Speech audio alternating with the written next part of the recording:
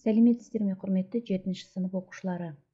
Бүгін бізде қазақ әдебиеті пәнінен бөлім бойынша жиынтық бағалау.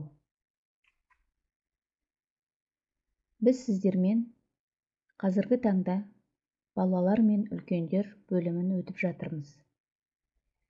Біз оқып танысқан шығармалар Мағжан Жұмабаевтың Батыр баян поэмасы, Мұхтар Әуезовтің Көксерек әңгімесі. Оқу мақсаттары: шығарманы ұлттық құндылық тұрғысынан талдап, әдеби эссе жазу. Шығармадағы эпизодтар мен бейнелерді салыстыру. Бағалау критерийлері: шығарманы ұлттық құндылықтар тұрғысынан талдайды, әдеби эссе жазады, шығарма эпизодтарын талдайды, кейіпкерлер бейнесін салыстырады. Сіздерге жұмысты орындауға 15-20 минут уақыт беріледі. Бірінші тапсырма. Алдымен поэмада көрініс тапқан ұлттық құндылықтарды топтастырып алыңыздар. Шығармада ел намысы мен елді жаудан қорғау мәселесі қалай көрінеді? Ерлік пен ұлттық намыс тұрғысынан талдап, әдеби эссе жазыңыздар. Сөз көлемі 120-150 сөз. Эссе тақырыбын өздеріңіз қойсаңыздар болады. Дескриптор: шығарманы ұлттық құндылықтар тұрғысынан талдайды, әдеби эссе жазады.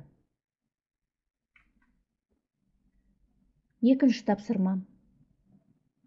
Шығарма эпизодтары мен көксерек бейнесін салыстырып талдаңыз. Сіздерге өздеріңіз көріп отырғандай сызба беріліп отыр. Біріншіде Құрмаштың көксеректі үйіне алып келген кезін жазасыздар. Екінші бағанаға түйелі адаммен қақтығыста жараланған көксеректің әрекеті мен бейнесін жазасыздар. Содан кейін осы жазылған эпизодтарды жинақтай отырып, нағыз көкжалға айналған көксерек бейнесін талдап жазуларыңыз қажет. Дескриптор: шығарма эпизодтарын талдайсыздар, кейіпкерлер бейнесін салыстырасыздар. Құрметті оқушылар, жиынтық бағалау жұмысын жазу барысында міндетті түрде дескрипторларға сүйеніңіздер. Бірінші тапсырма бойынша шығармадағы ұлттық құндылықтарды анықтай алғандарыңызға 1 ұпай, поэманы жан-жақты талдай алғандарыңызға 1 ұпай, әдеби эссе жазуда шығарма тақырыбын, көтерілген мәселені ескергендеріңізге 1 ұпай, тақырыпты аша алғандарыңызға 1 ұпай, сөз көлемін сақтағандарыңызға 1 ұпай аласыздар. Ал екінші тапсырма бойынша эпизодтарды қолдана отырып талдағандарыңызға 1 ұпай, сипаттаулардағы бейнені салыстыра алғандарыңызға 1 ұпай, көксеректің бейнесін, әрекетін аша алғандарыңызға 1 ұпай.